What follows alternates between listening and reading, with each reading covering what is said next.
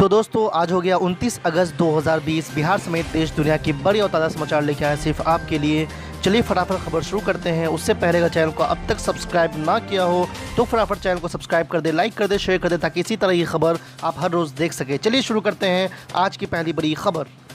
Monsoon सत्र में सांसद नहीं पूछ सकेंगे सवाल, कांग्रेस नेता ने स्पीकर को लिखी चिट्ठी। कहा फिर ऐसे सेशन का मतलब क्या है। जी आपको बता दें कि संसद में मानसून सत्र के दौरान प्रश्नकाल स्थगित किए जाने की चर्चा के बीच कांग्रेस के नेता अधीर रंजन चौधरी ने लोकसभा स्पीकर को पत्र लिखा है और प्रश्नकाल स्थगित न करने की अपील की है। उनका कहना है कि जब संसद में सवाल ही नहीं पूछे जा सकेंगे तो फिर ऐसे सेशन का मतलब क्या होगा। चौधरी का कहना है कि संसदीय व्यवस्था में प्रश्नकाल और शून्यकाल सांसदों को एक विशेष अधिकार के तौर पर मिला हुआ है, जिसमें वो सरकार से सवाल पूछने के अलावा ज़रूरी मुद्दे को सदन में उठाते हैं। चौधरी ने इस बात की आशंका जाहिर की है कि शून्यकाल के दौरान सांसदों को आवश्यक मुद्दे उठाने के लिए जो नोटिस देना होता है उस नोटिस की संख्या घटाई जा सकती है। ऐसे करने से सांसदों को अपनी बात रखने का मौका नहीं मिल पाएगा। आज की दूसरी बड़ी खबर, पत्रकारिता के आड़ में मुसलमानों के खिलाफ नफरत फैलाने के आरोपों का सामना कर रहे सुदर्शन न्यूज़ के संपादक सुरेश चौहान को शुक्रवार को दिल्ली हाई कोर्ट से तगड़ा झटका लगा है। सुरेश चौहान के 28 अगस्त से रात 8 बजे नौकरशाही जिहाद नाम से एक कार्यक्रम का प्रसारण करने वाले थे, लेकिन दिल्ली हाई कोर्ट ने इसके प्रसारण पर रोक लगा दी है। जस्टिस नवीन चावला ने यह आदेश दिया है। इसे लेकर जामिया मिल्लिया इस्लामिया के छात्रों की ओर से अदालत में याचिका दायर की गई थी। आपको बता दें कि बीते 3 दिनों से सुरेश चौहान का एक वीडियो ट्विटर पर वायरल हो रहा है, जिसमें वो सरकारी नौकरियों में मुसलमानों की घुसपैठ का आरोप लगाते हुए इसे नौकरशाही जिहाद का नाम दे रहे हैं। हैरानी की बात यह है कि जिस ट्वीट में उन्होंने यह वीडियो जारी किया था उसमें देश के प्रधानमंत्री नरेंद्र मोदी और आरएसएस के प्रमुख मोहन भागवत को भी टैग किया गया था। आज की तीसरी बड़ी खबर, पूर्व मुख्यमंत्री लालू प्रसाद यादव के बेटे तेज प्रताप यादव लॉकडाउन का उल्लंघन कर फंस गए हैं। दरअसल तेज प्रताप यादव के खिलाफ रांची के एक थाने में मामला दर्ज किया गया है। शुक्रवार को शहर अंचल अधिकारी प्रकाश कुमार ने थाने में तेज प्रताप के विरुद्ध प्राथमिकी दर्ज कराई है। इस प्राथमिकी में कहा गया है कि लॉकडाउन के निर्देश का पालन तेज प्रताप यादव के द्वारा नहीं किया गया। बिहार से आने के बाद वो 14 दिन के क्वारंटाइन में नहीं रहे और होटल से तुरंत चले गए। तेज प्रताप के ऊपर आईपीसी की धारा 188, 259, 270 और 34 के तहत प्राथमिकी दर्ज की गई है। इसके साथ आपको बता दें कि तेज प्रताप यादव गुरुवार को रांची अपने पिता लालू प्रसाद यादव से मुलाकात करने पहुंचे थे और रांची के ही एक होटल में रुके थे।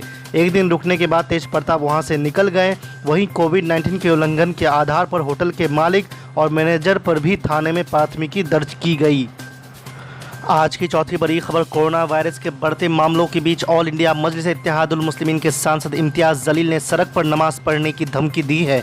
जी आपको बता दें कि असदुद्दीन ओवैसी की पार्टी AIMIM के सांसद इम्तियाज़ जलील ने कहा है कि जब सरकार नीट JEE परीक्षा आयोजित करा सकती है, जब व्यवसाय कारखाने बाजार हाईवे खोले जा चुके हैं, ट्रेन और उड़ानें भी संचालित हो रही है, तो क्या सरकार धार्मिक स्थल नहीं खोल सकती है। औरंगाबाद के सांसद इम्तियाज़ जलील ने कहा है कि आखिर सरकार ने धार्मिक स्थल को क्यों बंद किया है। राजस्व के लिए शराब की दुकानें भी खोल दी गई है और सीमित लोग शादी विवाह में भी शामिल हो रहे हैं। सिर्फ धार्मिक स्थानों को बंद किया गया है। आखिर हम मस्जिद खुलने का कब तक इंतज़ार करेंगे। उन्होंने कहा है कि वो तमाम हिंदुओं से भी अपील करते हैं कि वो मंदिर और पूजा स्थल खुलवाने के लिए मांग करें। आपको बता दें कि इम्तियाज़ जलील ने कहा है कि हम 2 सितंबर को राज्य में तमाम मस्जिदों को खुलवाने का आह्वान करेंगे। इसके बाद भी सरकार आदेश नहीं देती है तो हम सड़क पर नमाज पढ़ेंगे। आज की पांचवी बड़ी खबर, तबलीगी जमात के निर्दोष लोगों पर चल रहे मुकदमा को वापस लेने के संबंध में मुख्यमंत्री बिहार नीतीश कुमार के नाम पर किशनगंज जिला पदाधिकारी का ज्ञापन सौंपे। ऑल इंडिया मजलिस इत्तेहादुल मुस्लिमीन के प्रदेश अध्यक्ष अख्तरुल ईमान साहब में मौजूद रहे AIMIM किशनगंज विधायक कमरुल हुदा। अब मामला ये है कि कोविड-19 का जब सरकार विफल हो गई तो इसको भी कहीं न कहीं धर्म से जोड़ दिया और नतीजा ये है कि तबलीगी जमात के साधु संत, जिसको राजनीति से कोई सरोकार नहीं होता और जिस मुल्क में ये कहा जाता है कि मेहमान देवता के समान है, सरकार के इशारे पर और जनसंघ के और RSS के मीडिया के दुष्प्रचार के नतीजे में तबलीगी जमात के लोगों पर नाजायज़ मुकदमा किया गया और कोविड का एक्ट लगाया गया और फॉरेन सिविल एक्ट के तहत उन पर मुकदमा दायर किया गया है। और ये भी मामला ये है कि देश के विभिन्न जगहों पर मद्रास कोर्ट ने इस केस को एडमिट ही नहीं किया। औरंगाबाद बेंच ने महाराष्ट्र के तमाम तर केस को गलत साबित करते हुए ये कहा कि ये मीडिया का दुष्प्रचार है और तबलीगी जमात के लोगों को बलि का बकरा बनाया गया, इसको FIR को रद्द किया जाए। लेकिन अफसोस कि बिहार में नीतीश कुमार की इंसाफ के साथ तरक्की की सरकार, अक़लियतों का दम भरने की दलाली करने वाली सरकार, आज तबलीगी जमात के लोगों को सही तौर पर बेल भी नहीं मिल पाया है। सरकार की लापरवाही है। हम कहेंगे कि अदालत का मामला है ज़रूर, लेकिन गवर्नमेंट को इख्तियार है कि फॉरेनर एक्ट के तहत जो इन पर मुकदमात लगाए गए हैं और गलत मुकदमात इन लोगों पर लगाए गए हैं, गवर्नमेंट खुद सिफारिश करे कि चूँकि इनके तोगा ने केस किया है, कोर्ट ने केस लिया, कोर्ट में समाअत है, हुकूमत को इख्तियार है कि इस किस्म के गलत किस्म के मुकदमात को वापस लिया जा सकता है। और यहाँ पर भी जदयू के जो लोग हैं किशनगंज जैसी जगह पर, और वहाँ पर सिर्फ बेल नहीं हुआ है, बाकी सारी जगहों पर उनका बेल भी हो गया है। इसलिए हम लोगों ने माननीय मुख्यमंत्री से आज डीएम साहब ने क्या किया है। डीएम साहब ने आश्वस्त किया है कि साहब हम इस केस को, जो वकील देख रहे हैं, गवर्नमेंट के जो वकील हैं, हम दोनों को बुला करके इस केस को सही तौर पर समझेंगे। जो पॉजिटिव एक्शन होगा हम करने के लिए सरकार को यहाँ से सुझाव देंगे। यह बात उन्होंने कही है। एक कानून, एक संविधान, लेकिन यहीं पर इसी हिंदुस्तान में बम्बई में अलग है, दिल्ली में अलग है। दिल्ली में जो भी जमाती पकड़े गए या बम्बई में पकड़े गए या बिहार में पकड़े गए, सारे लोगों को जमानत मिल गई। लेकिन सिर्फ किशनगंज में जमाती को अब तक जमानत नहीं मिला है।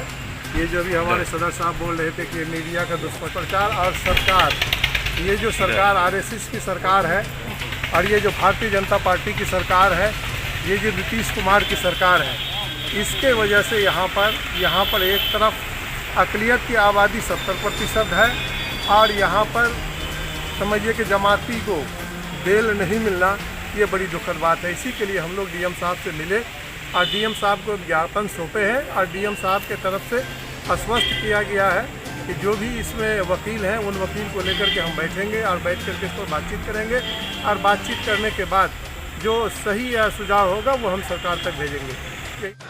आज की छठी बड़ी खबर, जाप सुप्रीम पप्पू यादव ने एक बार फिर से बिहार के मुख्यमंत्री नीतीश कुमार पर साधा है निशाना। एक आदमी को उन्होंने रोजगार नहीं दिया, एक आदमी को। लगातार चुनाव का नंगा खेल खेलती रही है सरकार।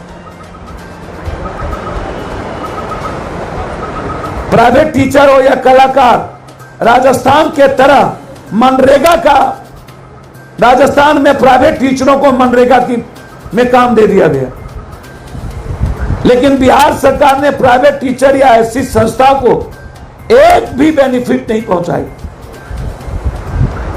इस सरकार के खिलाफ 100% आक्रोश है इस बिहार की जनता के भीतर। यह सरकार को बदलना चाहती है और सर्वे में साफ आई, थर्ड फ्रंट नहीं, जन अधिकार पार्टी इस सरकार की सबसे बड़ी असली प्रतिद्वंदी, कोई थर्ड फ्रंट नहीं। बिहार की जनता ने मान लिया कि असली प्रतिद्वंदी,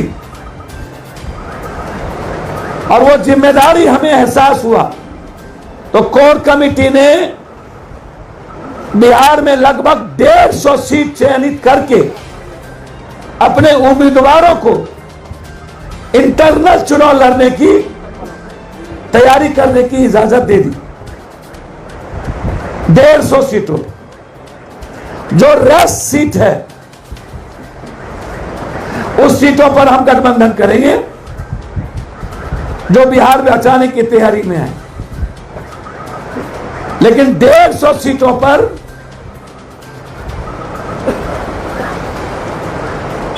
लगभग 40 लाख सदस्यता हमारी बन के आ गई। बूथ कमेटी लगभग 40 विधानसभा पर कंप्लीट हो गई। पटना जिले के सभी विधानसभा पर चुनाव लड़ेंगे। पटना जिले, नगर महानगर खास तौर पे सभी पटना की जनता 40 सालों के बीजेपी के सुशासन से तबाह हो चुकी, नर्क में जी रही।